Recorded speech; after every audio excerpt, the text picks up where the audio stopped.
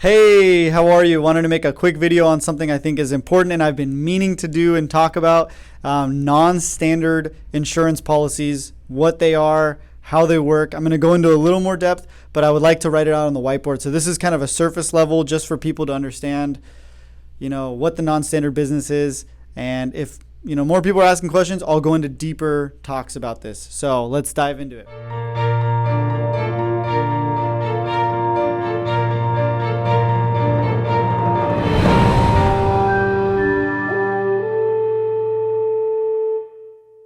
So first and foremost, guys, non-standard business, as I mentioned in my previous video where I kind of wrote it out, there's a standard company and then there's a non-standard company. The standard companies are very clean business. They're like, we want an apartment building that's very clean, or a business very clean, or homeowners insurance very, very clean, not very risky, not in a high fire area.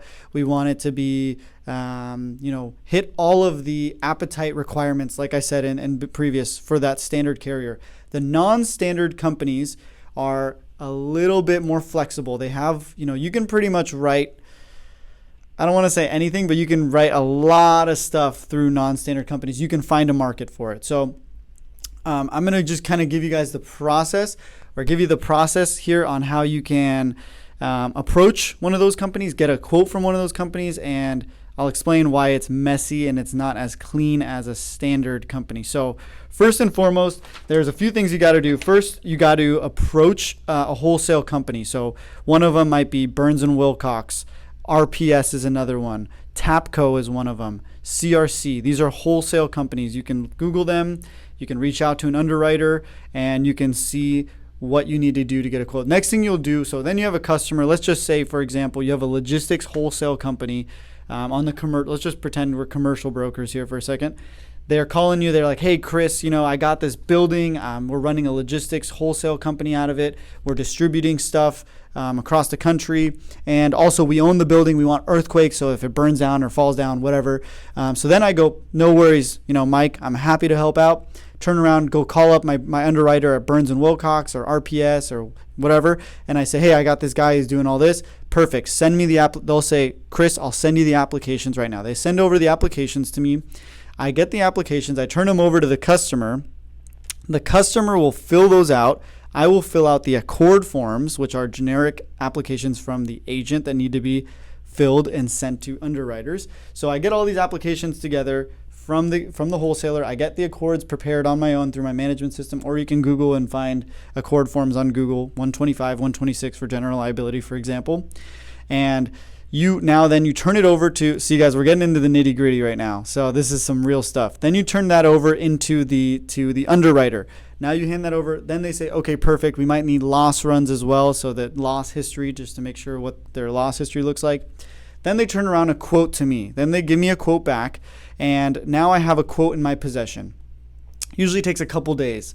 Because they're really slow, these carriers have to do extensive underwriting.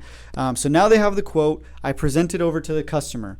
Another tricky part about this, these carriers typically don't accept full, monthly payments. They only accept full payments. So what's the solution?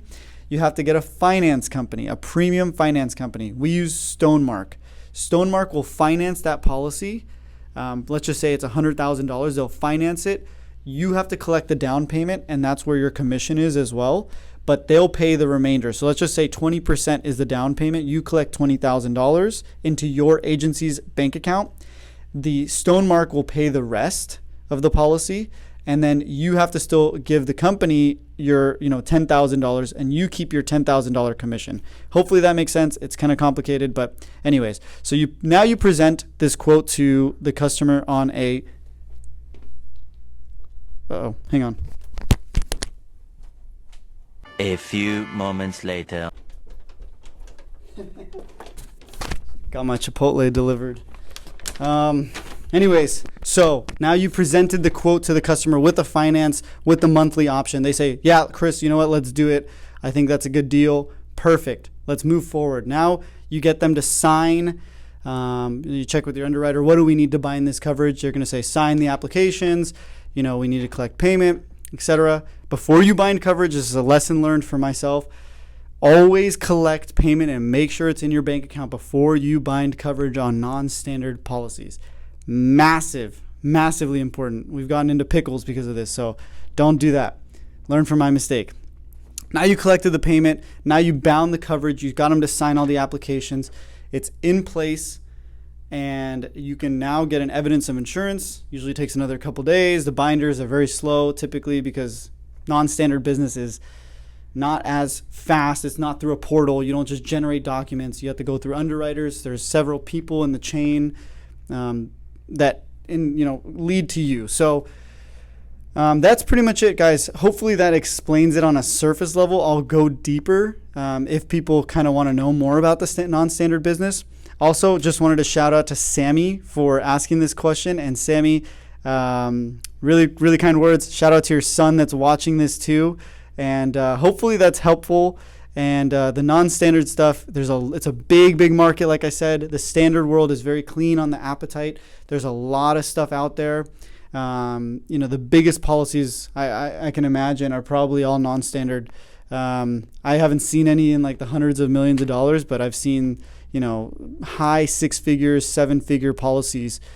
You can imagine at 10% commission, you can make a $100,000 commission just on one sale if it's a 7-figure policy.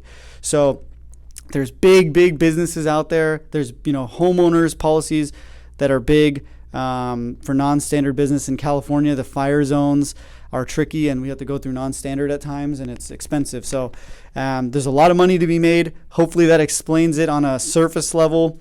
It